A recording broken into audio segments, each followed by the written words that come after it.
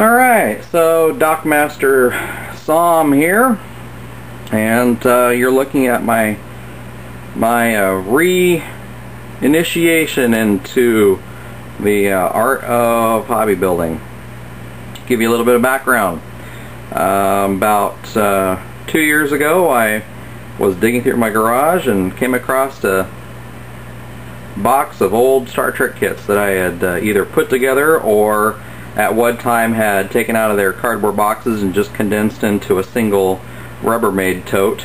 And one of those kits I came across was a USS Reliant, issued by AMT back in the mid-90s. I don't remember the year.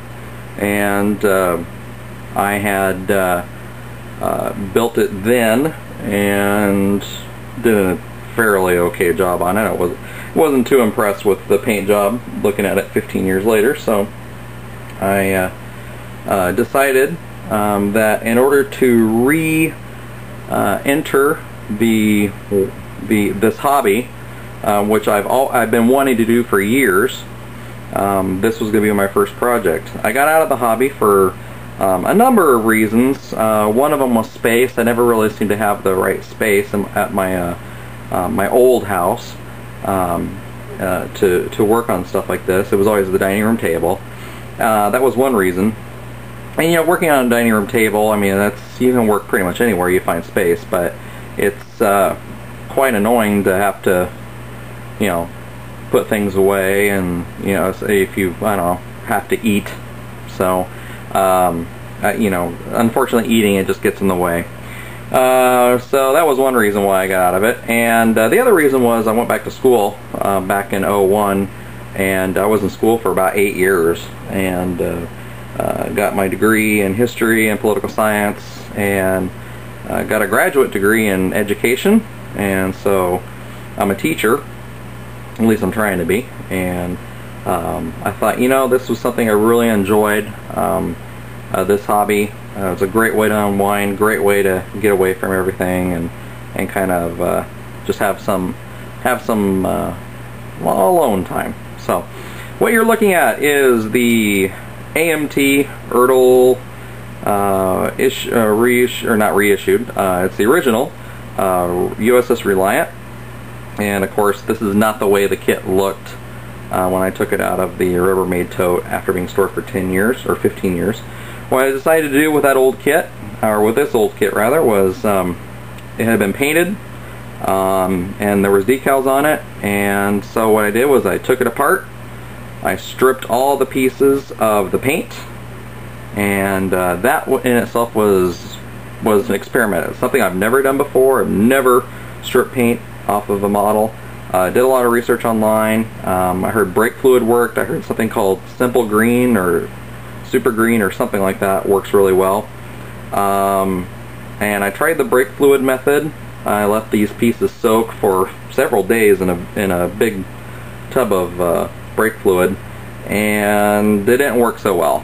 And then I also read that oven cleaner for your microwave, if you get oven cleaner, like easy off oven cleaner for your microwave, that's supposed to take care of it without melting the plastic. That's always the key. How do you strip the paint without melting the plastic? Sure enough, the oven cleaner worked like a charm. By the time I was done cleaning this thing, it looked like I had just pulled it out of the box. It was beautiful. And I decided, well, instead of just rebuilding it, I wanted to try a few things, because again, this was my first shot at getting into this hobby in 15 years. And I've been away for so long, I wanted to just kind of brush up on some old skills and try to pick up some new skills. And I was recycling an old model. I didn't have a lot of money into this, obviously, and so I thought, what the heck, I'm going to try to do it as cheap as possible, and before I start going out and buying a bunch of kits.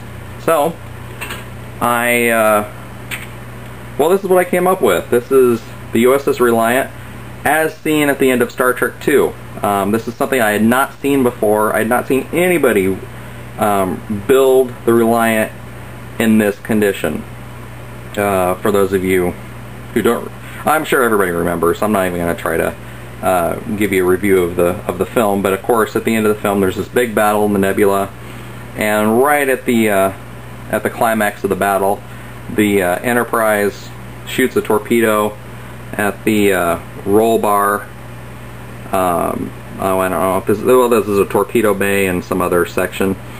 This explodes, and then there's also the torpedo and phaser takes off one of these engine nacelles, which I'm going to leave this tight for a second.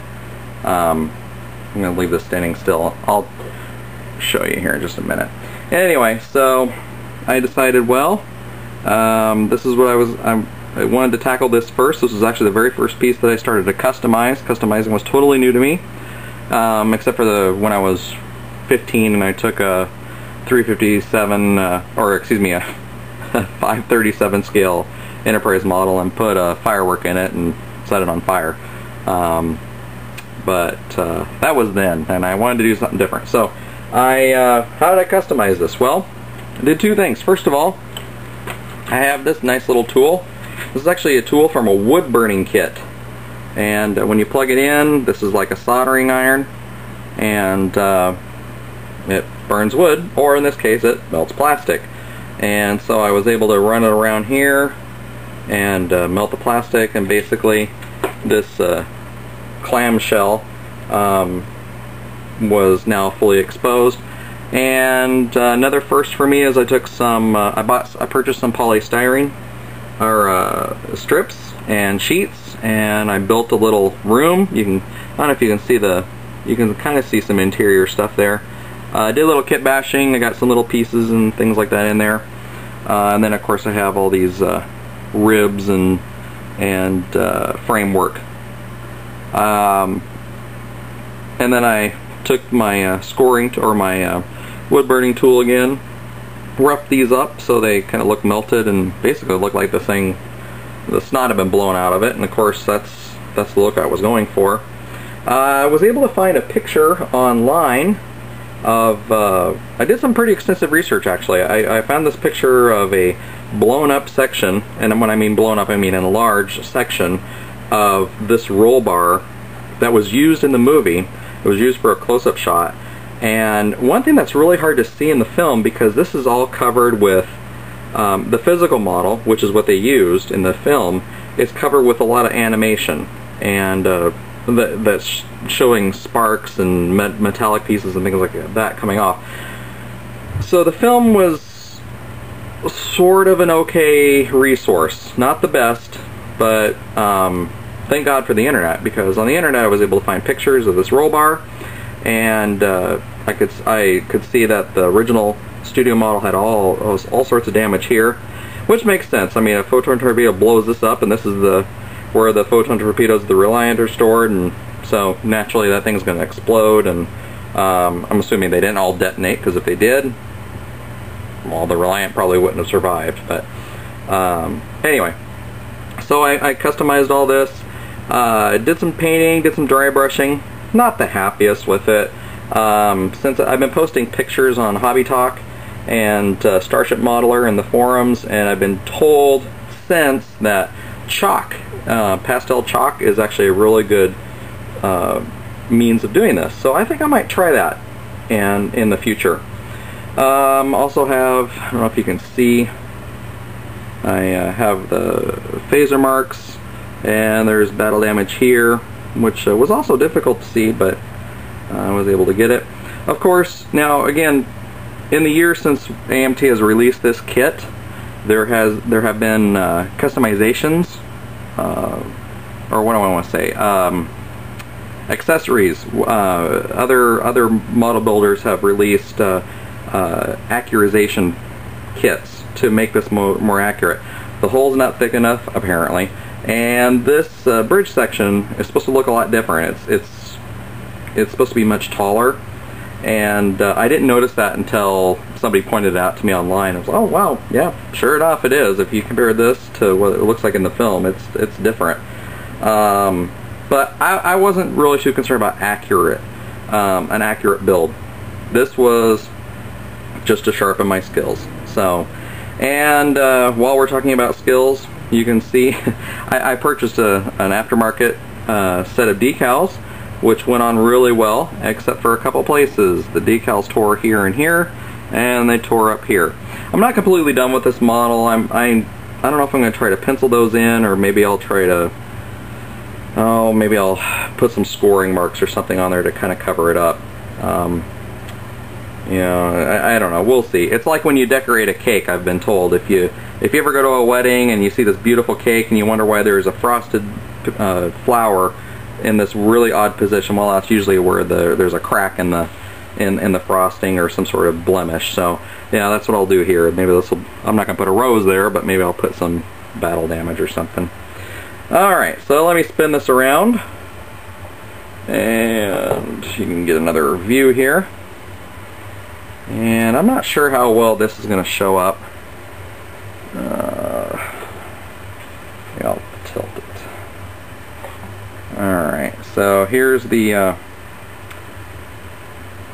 this is the port side pylon for the nacelle. And again, use my scoring kit to kind of rough this up. Got some blast marks. And then this is just little bits of brass. Brass tubing, painted, primed and painted. So, okay, so this stand. This is a wood base that I purchased at a craft store, and I paid too much for it.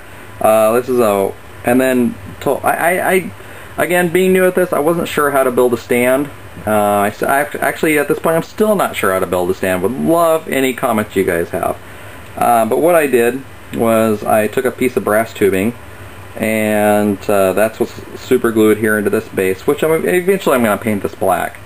I've got a larger piece of square tubing up here in the ship itself. It's actually welded in there with super glue, and the larger piece just fits right over the smaller piece, and there you go. In fact, all I can do if I want to show it off, I just take it off, and I can handle the kit, and I can spin it. In fact, here, let me show you what I'm talking about here. Here in the bottom, you can maybe see right here is where I have that large piece. And I put it in there at an angle on purpose because my favorite view of this ship in the film is when it's, in this condition, is with it kind of listing. Things don't really list in space, but since there's really no up or down, or so, but there you have it. So this is, again, I'm pretty happy with this, and I'm really, actually, I think what's even made me happier is a lot of the comments I've seen online.